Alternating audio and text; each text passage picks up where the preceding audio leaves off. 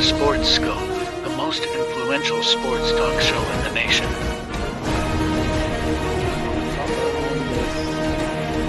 What is today, the 19th? Stay tuned for updates and great sports content. Hello, everybody. Welcome to Sports Scope. I'm your host, Robert Butler. On this, we are getting right towards the end of May here, 29th day of May. I hope everybody's having a good day. I'm having a really good day. I got a few things I want to talk about tonight. Minnesota survives. This could get interesting if they can find a way to win Game 6 and potentially and make this a 3-2, Game 5, excuse me, make this a 3-2 series, which come up tomorrow. Scotty Scheffler, no charges there. They were going to be dropped. Tyson Fury's going to get a rematch. Plus, the Lakers fired Darvin Ham, folks. Check this out. They fired their head coach on May the 3rd. I just mentioned the day is the 28th. Unbelievable. And then we're just now hearing about other candidates not named J.J. Redick. Also, I've been talking to a lot of you about this article, trashing the Titans. And I went and looked it up off the Pro Football Network. I'm going to combat that argument a little bit here later on in the program as well. But first, let's take our first and only break. I've got a few I've got another bumper there to add here with the 49 seconds. So I'll be back here in just a little over a minute here on Sports Scope, and we will hit the ground running. I'm Mac, CEO of National Streaming Sports and host of the Mac and Jack Sports Show. You're watching the sharp-dressed man and the big story breaker, Robert Butler, on Sports Scope, Monday through Friday at 8 p.m. Eastern on National Streaming Sports. Thanks. Welcome to Sports.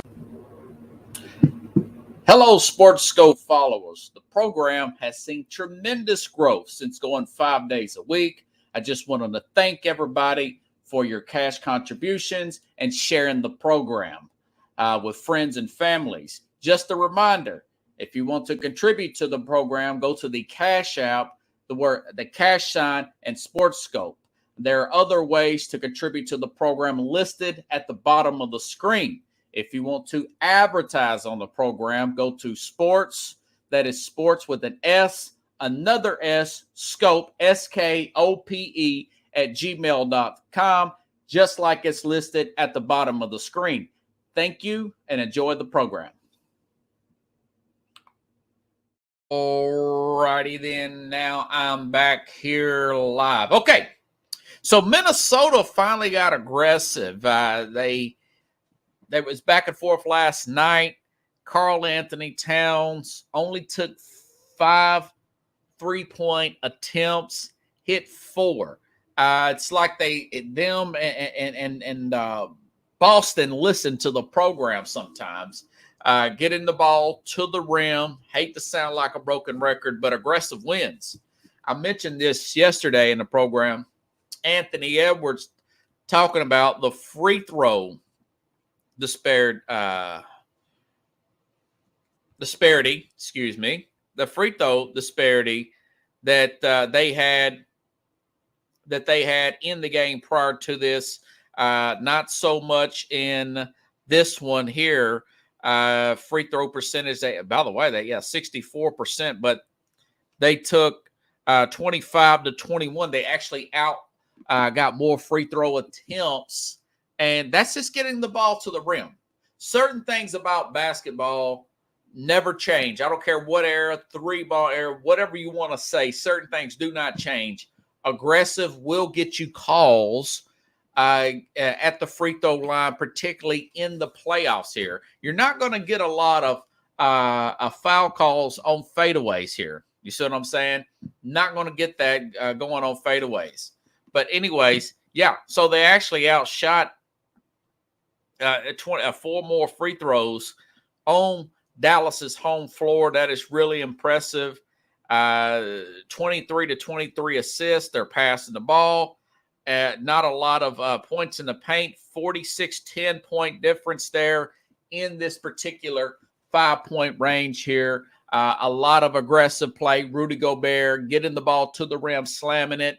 I know he did miss one. I saw that. He seems to miss one every night, by the way. Same thing, Karl Anthony Towns taking it to the hole, really not hitting those three-pointers till late in the game when it seems like teams were backing off of him because he was penetrating the ball. 25 points there for Rudy Gobert.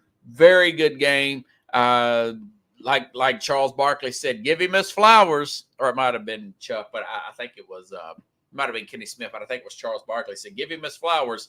He showed up. And on the flip side here, Luka Doncic had the triple-double, but he played 41 minutes, only 16 points here, 1 for 6 from Kyrie Irving. What does that say? It says that they got three-point complacent. But speaking of Kyrie Irving, a very interesting stat I read on him after this game. He was 14-0 in closeout games. First closeout game lost. 14-1 now for Kyrie Irving. Now this game will go back. The series will go back to Minnesota on Thursday. I tell you what, we don't know what Derek Lively. That has really helped out a lot. I know Powell's pretty good fill-in guy, but it's just another level with Derek Lively. We don't know if he's going to play or not. With that neck sprain, you could see him grimacing on the sidelines when the camera would pan over to him. I know Gafford is still a really good center. He was picked up here. I wanted to see what his minutes were since we're looking at here at the box score, just out of just pure rank curiosity on my part here. For he had 31 minutes. He didn't play. He was the least played starter there at the center position. Max Klubler, 13 minutes, only 2 points. This is his first game he played. He returned from Dallas and well over a month or so. I want to say he got hurt way back in the Clippers series per se, and Dwight Powell only had 3 minutes, so that they did feel it. They did feel the absence there. Gafford, 12 points, 8 rebounds, 1 assist, 3 personal fouls here. Again, their center there only played 31 minutes compared to 41, 42 for Kyrie, 41 from Luka, 42 for PJ Washington. So that tells me that Jason Kidd did not trust his minutes as much as he did the others. Looks like they were trying to go small. Derek Lively's energy, tip backs were particularly felt in this game, but mainly this was decided on Karl Anthony Towns, like he should be, being aggressive, getting the ball to the rim, taking open shots late, but not 3 happy. Only took 5, hit 4. Very good for him. They will need this to continue to play well and win this. I got a feeling they're going to win game 6. I just keep thinking, or game 5 per se. I just got that good feeling because I know Dallas has the tendency to kind of mail it in at times and want to win these games at the end, particularly. Here we go. Let's get my screen straightened out there. Going to be a good series. The NBA certainly hopes it lasts because looks Boston's at home. And game 1, no matter what. Game 1, no matter what. Here, I don't know what is up with that screen. I'm going to keep it like that here. Game 1, no matter what, will be played next Thursday in Boston of the NBA Finals. But good game, though. 105-100. Was back and forth, all things considered, as well as the Timberwolves had played. They saving face is what I would call it. Okay. Some news has been reported here out of L.A. I think I can play a little bit of Adrian Wojciechowski here talking about this. He's from ESPN here. By the way, here's a soundbite here from Barkley, Karl Anthony Towns. We can also listen, and Shaq talks about it. Karl Anthony Towns played ball tonight. We can talk about this and this and this. Dallas had the lead going. But Karl Anthony Town, we've been waiting on him. Shaq's been saying it. You know, your stars have to play like stars. He's been awful in the series, plain and simple. He saved the Timberwolves season tonight. So just give him his flowers. He deserves it. You know, we criticize him. He doesn't play well. We got to give him his flowers because without question, he won that game for them tonight. And it was in their team. Yeah, yes. Yeah, he had a big game, but also, as you guys always say, he played great. Also, Yeah. And also wanted to note there that Anthony Edwards did not hesitate, went right to the rim early and often in that game as well. He sometimes, you know, he does have some flashes where he does look like Michael Jordan, you know, his style, where he shoots the ball, where he goes into the rim. He had a lot of that last night. Not a lot of, when you hesitate on a team like this, and I've been watching this series, Dallas is going to collapse you. You cannot hesitate. You have to make a decision, pass or drive. Do not sit there and hold the ball against Dallas. And that was what Anthony Edwards did last night. Another big reason they came off. Okay, with the win here. I did get that soundbite in. Now, Adrian Wojciechowski, big ESPN guy, big reporter there for ESPN, got a lot of insight on coaches and whatnot. But this Laker thing, man, is this weird. You know, I mean, just May the 3rd. They fired Darvin Ham May the 3rd. 3 weeks. And only name I've heard or read about was J.J. Redick, per se. J.J. Redick. A guy had no coaching experience, doing a podcast with LeBron here. Finally get an update that today. Here's Adrian Wojciechowski, ESPN, talking about that.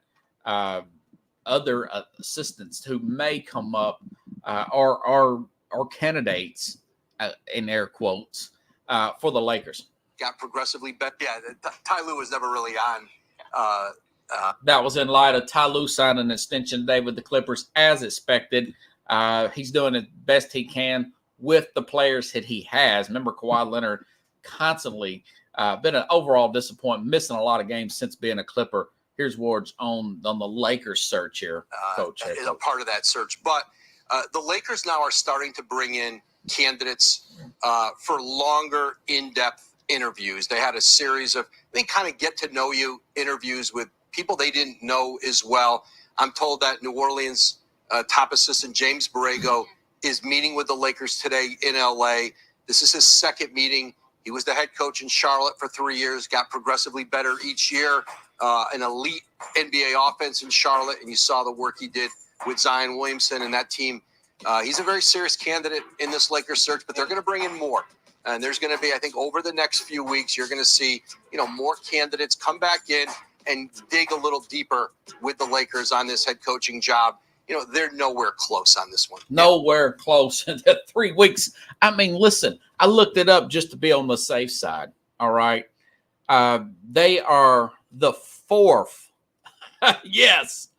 The Lakers. See if I get this screenshot here. They're the 4th highest ranking, most valuable franchise in the NBA. The LA Lakers, behind the Dallas Cowboys at $9.5 billion. The Golden State Warriors, that's odd, maybe because they got the new arena. They've been winning as of recently, $8.2 billion with the B. And then you've got the Knicks, now the biggest market out there in New York, people-wise, 7.4. Then you got the Lakers at 7.3, and just slightly under that, the Yankees at 7.1. So this is still a name brand. The Lakers are like Sony. They're like Apple Computer, Nike, McDonald's. You would think a name brand like that. This team was in the Western Conference Finals last year. They pushed Denver pretty hard in a series where they only won one game, but led for 75% of that series right there against the world champ. So made some, Rob Pelinka, to his credit, has made some really good plays there, drafting a guy like Austin Reeves, Roy Hachimura, role players like that, Vanderbilt, those type of players. So not going to completely trash them, But you also got to look at Jenny Buss still paying Frank Vogel. Okay, the coach is this guy's getting a lot of money, not the coach. He's also getting paid now from Phoenix here when he coached them one year. She's still paying Frank Vogel, so now she's paying Darwin Ham, who coached there 2 years, which I didn't think he should have been fired. A lot of people probably think, well, Darwin Ham probably shouldn't have been hired, but who's interested in this job? You know, that story just now comes out at the end of the month. Usually, when you got a name brand like a Lakers, a Yankee, when something comes open there, you hear what Adrian Wojciechowski says a few days later. Usually it's like the next day, right? Or the weekend following. That was almost a month ago. That was practically a month ago because people simply do not want this job. That they're looking at the fact that JJ Redick, who's been doing a podcast here with LeBron, has been the favorite all along. So it looks like LeBron has, like I've been suspecting, working behind the scenes, trying to push Darwin Ham out and get a guy he's a little bit more familiar with. And of course, him and he may be a month older than JJ Redick now that I think about it per se, you know. But my thing is, Jenny Buss, you look at their lack of success. Yeah, they did. I'll give it to her. She did get the win there in the bubble.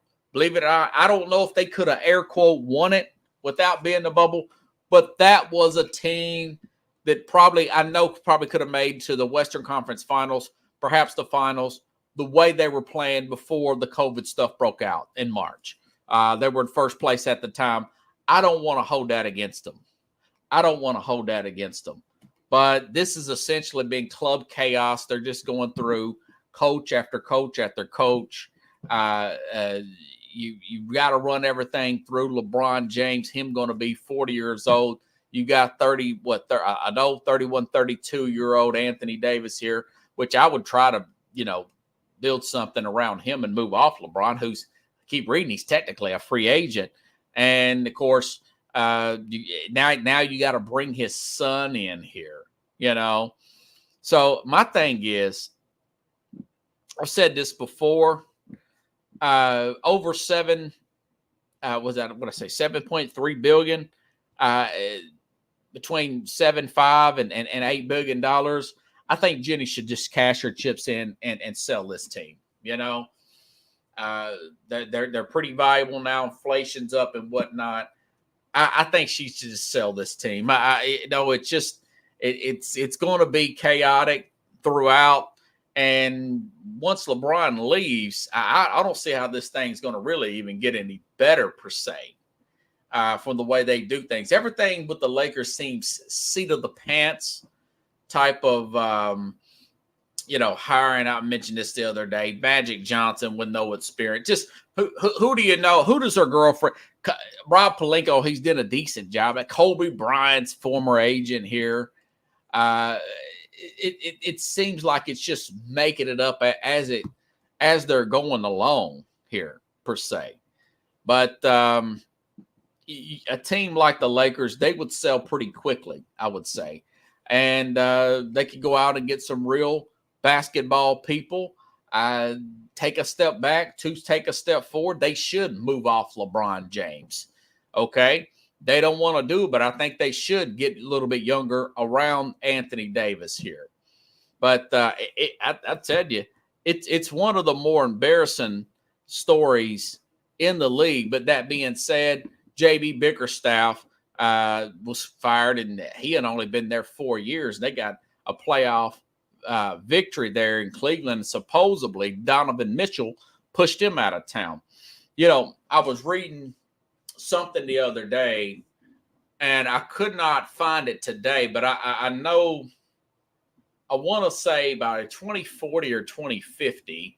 I think it's probably sooner than that, because I know a quarter of the league is foreign players. You got guys like Luka Doncic. He's probably considered the best player left in the playoffs, and we're in the Final Four right now.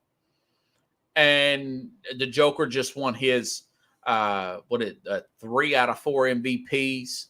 Not to mention Giannis won his MVP a few years ago as well. And he won the Finals MVP. You can make an argument maybe Luka can win the MVP in the Finals. But a 4 for the league, 23%, let's just say a 4, are foreign-born players. The more the international game grows, the more I think that respect will get back to this league until something changes where you're not having players constantly push out. Blame coaches for players. And quite frankly, if players aren't working, why are we so quick to blame? Did you hear what Adrian Wojciechowski just said right there? He says the former coach had 3 good years with Charlotte Hornets, had a great offense. Well, why'd they just give him 3 years? You know, the coach always takes the downfall for players not buying in per se, or simply the general manager's not bringing in the right players. Why ain't the general manager? And this is really a general manager's league. Talk about guys like Sam Presti. Look at the front office there at Dallas here. Over the past, 7-8 years? I mean, Boston back in the finals again here. You even look at the Golden State's front office of what they've done here. Pretty much it's a lot of mid-season. When I've talked about this before, it's a lot of these trade deadline moves that have gotten these particular teams in the playoffs or going into the Final Four right now, per se. It wasn't just their regular drafting and whatnot. That is a general manager being on top of things. So why not hold them more accountable than the actual coaches here? You know, why does it got to be so much about the players pushing these coaches out and just recycling coach after coach after coach? You know, it's something, it's a funk about the NBA that it is just one of the many that load management, the political stuff, which that's kind of faded out for right now. Let's see how the election goes, you know. But the Lakers are one of those teams, though. They're one of those chaotic particular teams here, and you just get a sense, though. Colin Coward mentioned this. He says the foreign players. He's like, when you go to somebody else's house, you're going to be extra, for the most part, respectful towards other people's stuff. They're guests in this country. They're pretty respectful of the coaching staff. You don't really hear that out of the foreign players like you do the domestic players who've been coddled since their early AAU days, right? Coddled, pampered to. You got the guaranteed contracts per se. And for those guys, been playing professional longer, coming into a new country, more respectful towards coaches. Remember the coach that LeBron got fired from the Cleveland Cavaliers until 2016 before they hired Ty Lue. But as these foreign players grow, and I do like an Anthony Edwards. Don't get me wrong. I love it. He's one that doesn't come off as that. Now, he's young. Maybe he morphs into one of these guys that's going to be a coach killer or whatnot. But I think once LeBron retires and guys like Kyrie Irving retire and you start to get more of these foreign-born players here, I could see good things happening towards the NBA where you don't have situations like the Lakers are in right now, where they're constantly firing coaches. You got Jitty Buss again paying off Frank Vogel. Now she's paying off Darvin Ham. And let's be honest here. Again, these guys have been fired May 3rd, and we haven't heard about any candidates until now, other than the guy that's friends with LeBron James and shares a podcast. And I tell you why he respects J.J. Redick. It's because J.J. Redick snapped back on Kendrick Perkins on First Take or get one of these ESPN shows last year for saying that Joker was just getting the MVP again, or was leading the MVP. Remember when Joel Embiid won it last year, because he's white, and he pushed back on that. And LeBron respected that. He respected that because he could tell. He's like, hey, man, we need a guy like that. Spark guy, went to Duke and everything. Little young, little green, little raw. He needs some assistant coaching experience, in my opinion. But that's why I think LeBron likes him and respects him. And he's behind the scenes, it seems like LeBron's pushing to get Redick this particular job, per se. All righty then. So as the world turns in Lakerland, I thought that was pretty interesting here. What should I go to now? Okay, and I've been talking about this for a while. A week maybe.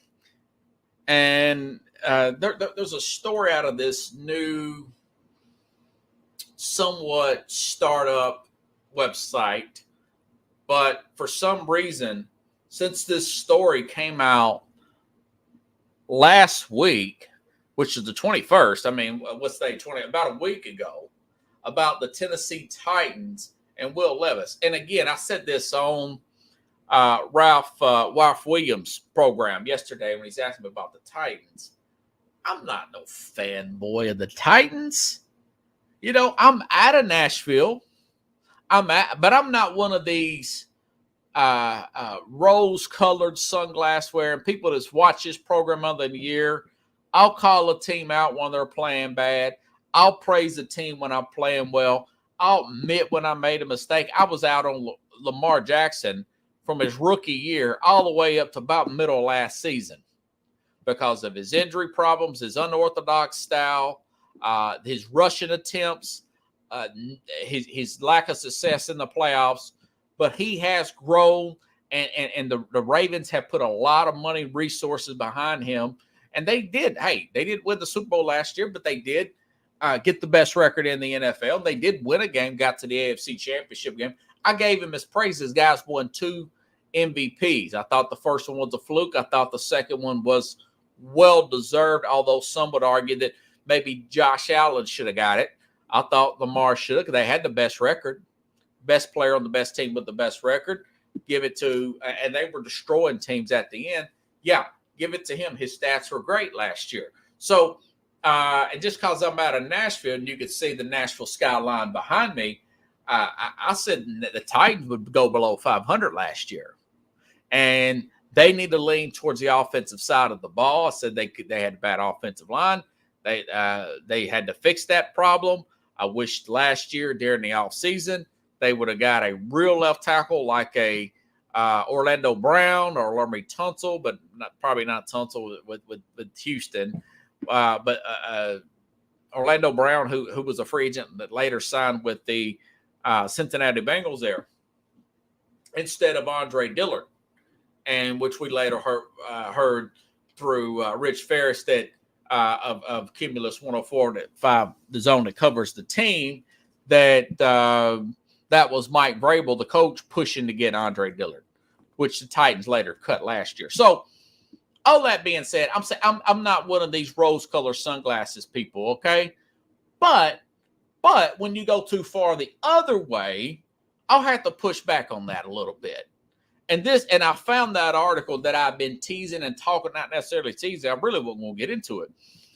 But I was thinking about it, and every day I go on X of last week, Will Levis trending. We got OTAs, volunteer OTAs. We're going to have involuntary OTAs coming up pretty soon. Then we're going to have training camp coming up in July. So we're very close to the NFL season. But so I finally found this article. It's in but a lot of people are running with this. Sports Illustrated had an article. Pro Football Focus is dogging the Titans out. But so this is Pro Football Network talking about the Titans. Here's why the Titans will take a step backwards next season. This is by a guy named, I've never heard of him, Dakota Randall. Okay. And he goes on to say the Titans finished 6-11 last year. Respectful record considering a rookie quarterback. Levis started 9 of the final 11 games. The Titans committed to Levis the best chance to succeed when made some of the NFL's splashes off-season additions here. Hopes are high in Tennessee, even outside of Nashville. Many believe the Titans are accelerated to their rebuild and well-positioned to improve upon last season's record. And yet, in our post-schedule release, which I'll talk about here in a minute, win-loss we have, he says, we have the Titans going 2-15 and finishing last in the AFC and finishing with the number 2 pick in the NFL draft. So I guess they think that the Patriots are probably, are going to be 1 and which that may be legit, 1-16. He said, so what gives? Will Levis might not be the guy. Levis, a second-round pick, 2023 NFL draft, has talent to be a decent NFL quarterback and certainly good at times in particularly late in the season, win over Dolphins. However, further notice accuracy. Yeah, I mentioned this with Mad New Yorker. Yeah, 58% is not going to cut it. He's got to get that to 65% completion. Ranked dead last among qualifying quarterbacks. It doesn't matter how much arm talent you have if you aren't accurate as a franchise quarterback. Mentioned the 33.6 QBR as well. And Pro Football Focus, they talk about grades taken with a grain of salt. 30th among all quarterbacks last season behind Josh Dobbs and ahead of Tommy DeVito, and just 4 ahead of Zach Wilson, who's obviously been traded. A 4.5% turnover-worthy play rate, also third worst in PFL rankings. Levis wasn't that good. Yeah, he had 8 touchdowns, but 4 came in his first start. In his final 8 starts, he mentions 4 touchdowns, 4 interceptions, and a 57% completion percentage. Questions about Levis' leadership also persist as he slipped in the draft due to personality concerns. I mentioned that as well. Also seen as a little cocky. So was Aaron Rodgers. He dropped to the second round. Let's see. Then it goes on to say, first year Bill Callahan also doesn't sound sold on Levis' leadership style. I want him to be him, Callahan said. He's got to do it in his own way. You can't make people do anything that's outside their own character. Doesn't come across as genuine. I think Will does a really good job of staying true to who he is. There's obviously things along the way I think are important, and I make sure to convey that to him. But I'm not going to ask him to be anybody he's uncomfortable being. This is the coach talking about Levis. I will need Will to be the best version of himself. He's got a job to do as a leader on the offense, and I think as a leader of the football team. I think he understands that. Okay. Here's my pushback there. You just mentioned Bill Callahan. Now, the Titans, they were not in. They had second most of any money, any team in the salary cap, other than the Commanders.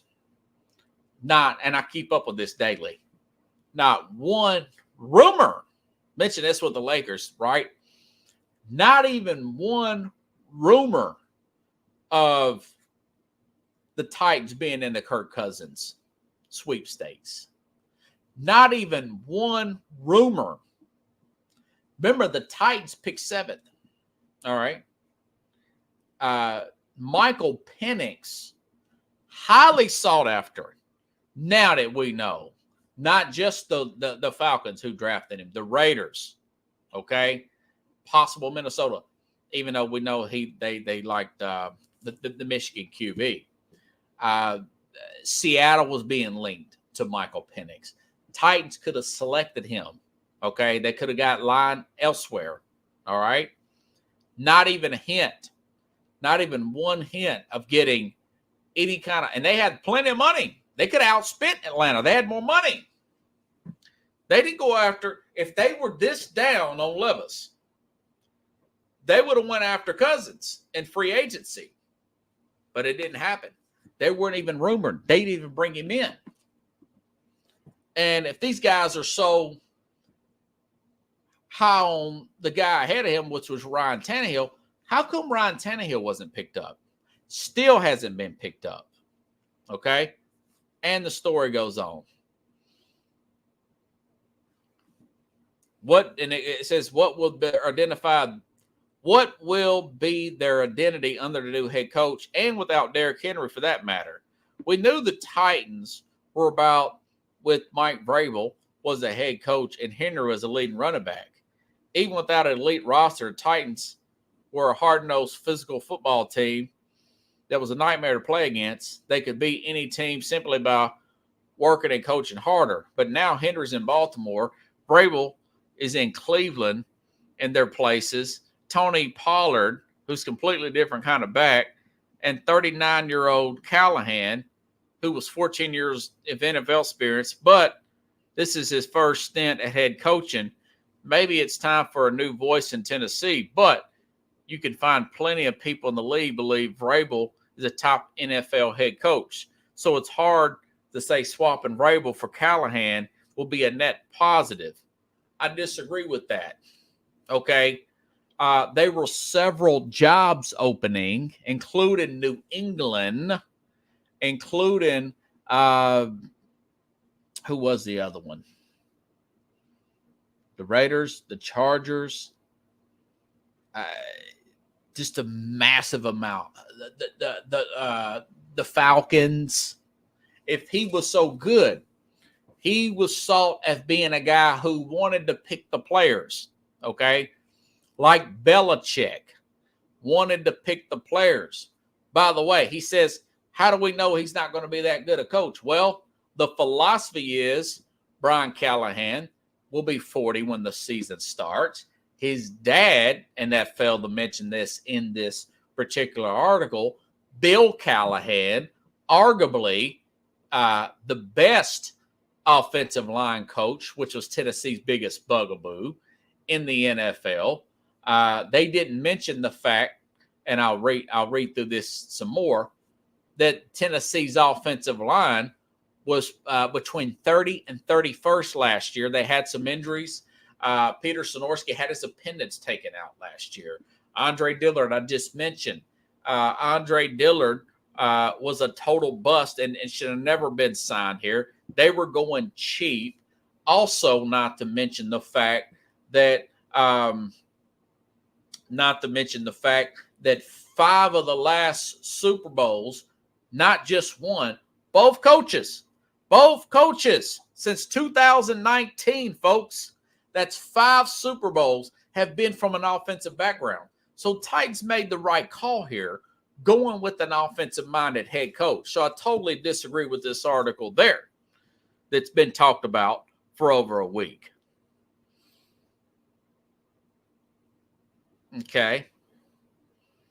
It says, moreover, it's uncommon for teams to start slow under new coaches. It takes a while for players to buy into the system and even longer under a new coach. Outside of a Week 13 matchup against the Commanders, Titans 2024 is backloaded with playoff and hopeful opponents and coaching continuity. If Callahan and the Titans get off to a rough start and struggle this season, but and then mentions these. I have a big issue with this too. It says the off-season additions are overrated. That's what this article says. Okay. It says the more you think about the 2023 seasons, the more they remind us of the post-Tom Brady New England Patriots, an old-school head coach with an arguably dated leadership style. How? The guy's first job. So I don't know what he's talking about. A talented but flawed quarterback and leadership questions. Dysfunction on offense after departure of an offensive coordinator. What offensive coordinator? They ran the same offense the last 2 coordinators. That's why Vrabel got fired. I don't know what he's talking about there. They really didn't. But, and he goes on to talk about some of the players. The Titans signed Pollard, star receiver Calvin Ridley, veteran wideout Tyler Boyd, and center Lloyd Cussenberry, cornerback Chidobe Awuzue and traded for star corner L'Jarius Sneed. And, of course, they also addressed major needs at tackle here. Now, this person just says these are overrated. He mentioned Pollard suffered a gruesome injury in 22 and 2 and didn't look like his same self in 23. He has still had over 1,000 yards, by the way. And then he mentions Ridley's being paid. This is Calvin Ridley, being paid like a number one receiver, but really a decent number two, is a Pro Bowl level decent number two. Okay, so he takes a shot at Calvin Ridley. Here's my pushback there, if he's so overrated. How come the Titans were in a bidding war with the Jacksonville Jaguars and the New England Patriots for Calvin Ridley? How come that's the case, if that's what you're saying? Adding another, 1,200-yard receiver here? So I disagree there. Then it says, number 2, Sneed's a Pro Bowl level corner, but he's overrated. He finished 30th or worst in quarterback rankings in 3 of the 4 seasons. They do mention Awusue and Cutchenberry, both solid pickups. How come he was regarded as the best cornerback that was available through trade? How come he showed up all over the place, not just in big coverage plays, but open field tackles in the playoffs? You could watch him in the Baltimore game. He got beat once by Zay Flowers. Yeah, that was their only touchdown. They won 10-7, or was it 17-10 in that particular game? So totally disagree with that. And as for the draft picks, it's a mixed bag. Latham is talented, but was a reach at 7. They said they had him on their big board at 20th. Okay, J.C. Latham was the second tackle taken. How come Mel Kiper had J.C. Latham going number 5 for most of his mock draft to the L.A. Chargers? Because he played right tackle and he's really good at run blocking. But he did play left in high school. And, of course, Bill Callahan, again, he failed to mention Tennessee's biggest bugaboo. He didn't mention how bad Tennessee's line was last year. He was between 30th and 32nd, towards the bottom, like it was in 23, which explains a lot of how bad Will Levis was, and, of course, the lack of running game here, per se. But Latham, per se, there were 6 other first-round draft pick tackles drafted after J.C. Latham. So, yeah, he was pretty good. He's pretty good. And a road grader. Okay. So I totally disagree with this article. And then it says the Titans schedule tougher than you think. Titans are playing at the Bears. Caleb Williams never started a game in NFL, folks. I don't care how good you are. I said this the other day. Look how good C.J. Stroud was. Look how bad and pedestrian he was opening week against the Ravens. It's very difficult for a rookie to come in and set the world on fire. I see the Titans winning that opening week against the Bears, even though they're 4.5-point underdogs. They got the Jets at home. I just mentioned the other day, the Jets start off, was it Monday Night Football? This is a terrible start for the Jets. Of course, the league really didn't do the Jets right here. They start off playing at San Francisco on Monday night. Then they got to fly back to East Rutherford, New Jersey, where they're at, located. Then on Sunday at noon, short week, play at Tennessee, the Jets. I think the Titans start 2-0 and beat the Jets. Okay? The Jets will probably knock out the 49ers. I think that's a big grudge. It's always been a grudge match. Rodgers is from that area. It's going to be a Monday night game, emotional game. He's from that area. Saleh playing against his old coach here. That line's going to be healthy. 49ers coming off a Super Bowl hangover. Rodgers 6-3 in the Bay Area. Like their new additions. They're going to come up. They're going to spend a lot of their energy and emotions in Santa Clara on Monday night. Then they got to come and play that early start Tennessee game. They're going to be down for that game against the Jets, and the Titans are going to knock them out, mark my word, in September week 2. Then they got to play, the Titans have to play the Packers at home. Packers are great. Don't get me wrong. Jordan Love looked good. But they got to go on the road from Green Bay and play in hot Tennessee in the third week of September here. That's a pick'em game. Last time these two teams played, the Titans went up there and beat them, ran all over them. That's not a gimme for the Packers. Then they play at the Dolphins, who they beat, by the way, Monday night, who's lost a ton of defensive players. They're either, at that point, they're either 3-0 or 2-1, in my opinion. Even if you gave them a loss there, they're 3-1 at that point. They've got a bye. They play the Colts at home. Probably going to beat the Colts off that bye week. They play at the Bills, at the Lions. That'll be a tough one. But they got the Patriots at home, okay? They've got the Vikings at home. They've got at the Commanders, not to mention they split with Jacksonville last year. They've got the Colts, Jacksonville, at the Texans to end the season there, okay? So that could be 6, 8, 10 wins right there. Now, of course, they do have to play at the Chargers. Yeah, and I do think that they could potentially split with this Texans team. Everybody's got a year of film there on C.J. Stroud. 2-15? 2-15. Now, I don't like the early bye. But, by the way, at the Bills lost their entire secondary, folks. One player. I think they have one player left on their secondary. The Titans got the best wide receiving core they've had in 20 years. In 20 years.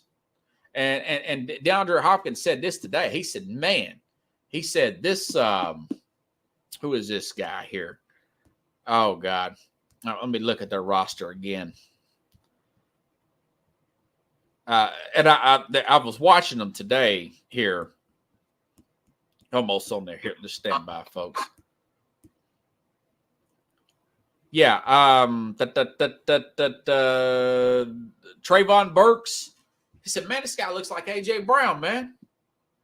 You know, he looks good. He's lost some weight, catching some balls there in practice today. But DeAndre Hopkins, Calvin Ridley, Trayvon Burks, 6'4" body, big, strong guy. Okay? Tyler Boyd, he's overkill. Not to mention a Okonkwo at tight end. Spears looked great at times last year. Pollard, Spears, they're going to be a lot quicker there. They've got a lot of guys and go over the top there. They've got 2 1,200-yard plus wide receivers.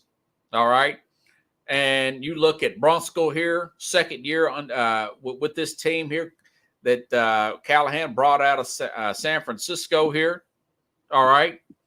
They may have some problems at right tackle, but you've got J.C. Latham, Sonorski. That left side is going to be straight there for Tennessee. You know, so again, I don't know what this. Maybe they're just trying to get clicks here, but that has been trending for about a week. That is bullets and board material for the Titans. If you're Tennessee, remember this time last year, Houston was looked at this way as being a disaster. Remember the test, those quarterback tests they gave Stroud, and he bombed it. Bryce Young did really good on it, and Young looks bad as an actual quarterback. Of course, he didn't have many targets, but still, Stroud looked great. It was one of those tests there that tests the quarterback's acumen and all that crap. Totally bombed it. And we saw what Stroud did. Won Rookie of the Year. Looks like a superstar here at the NFL. So, had to get that article out. Totally disagree with it. But we'll see. Maybe if he is, Tennessee just go out and get another quarterback next year. But poo-pooing those, I totally disagree with those other picks here. And I just showed out the reasons why. We'll find out in September, though. We shall find out in September here, folks.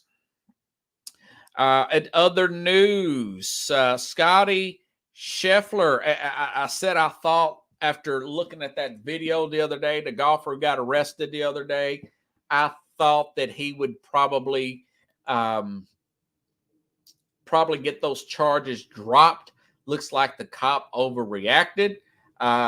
This is a Sporting News. I got this off their X site. All criminal charges against the number one golfer, Scotty Scheffler, stemming from a traffic incident with a police officer outside the gates of the golf club has been dropped per Jefferson County Attorney's Office. Said based upon the totality of the evidence, my office cannot move forward any prosecution charges filed against him. Kind of thought that would happen. Looks like the guy's ego was bruised more. Scheffler wasn't totally innocent in this. He did drive away. It was a confusion thing. If it's me, I'll probably do something nice for that first shift next time I come up there, or that third, whatever shift that is that those police work on.